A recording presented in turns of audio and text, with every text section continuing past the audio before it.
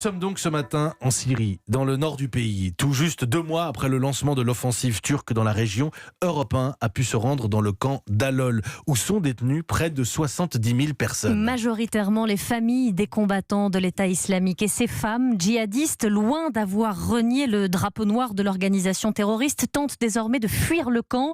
Des tentatives d'évasion quotidiennes, certaines couronnées de succès. Gwendoline de Bono est l'envoyée spéciale d'Europe 1 en Syrie. La clôture grillagée qui entoure l'immense camp d'Al-Hol sur des kilomètres n'est pas un obstacle bien difficile à franchir. En à peine 2 mois, 700 femmes djihadistes ont tenté de s'en évader, le plus souvent des Syriennes et des Irakiennes. Une centaine y est parvenue, les autres ont été arrêtées dans ce bout de désert rocailleux où les cellules de l'État islamique sont actives. Un membre de l'administration du camp le reconnaît. Avec l'hiver qui approche, nous nous sentons dépassés. Nous vivons dans l'inquiétude ici au camp. Les passeurs rôdent en permanence. Les familles de l'État islamique exploitent les éléments comme la pluie ou le brouillard.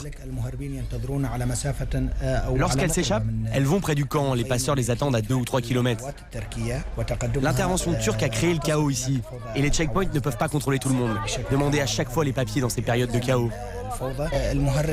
C'est vraiment facile pour les passeurs de faire sortir ces familles, surtout si elles ont des dollars.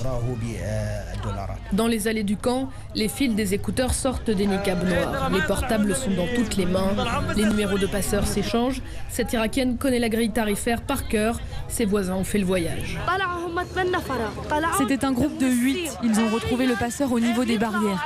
Certains d'entre eux sont allés en Irak, d'autres en Syrie. Si c'est pour la Syrie, c'est 1 500 $. Si vous voulez aller en Irak, à Erbil ou bien en Turquie, par contre, c'est 2 500 $. Énormément de gens font ça. Les personnes que je connais sont arrivées à Erbil. Elles sont bien, tranquilles, dans une maison. Une femme, index levé, interrompt la conversation. L'État islamique restera et nous ferons du camp d'Al-Hol l'un de ses gouvernorats.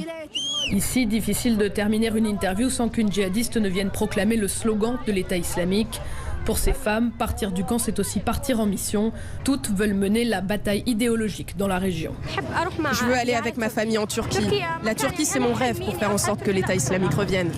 Si ce n'est pas possible, j'irai en Irak. On veut que l'État islamique revienne avec l'aide de Dieu parce qu'il nous a rendus fiers. La semaine dernière, des ressortissantes russes, ouzbeks et syriennes en fuite ont été arrêtés dans un village. Leur destination, la frontière turque, à 2 heures de route. Sur les téléphones confisqués, des messages audio entre passeurs et djihadistes. Si Dieu le veut, dit cette femme, je partirai demain. Une centaine d'évasions réussies. Donc on retiendra ce chiffre de l'envoyé spécial d'Europe 1 en Syrie, Gwendoline de Bono.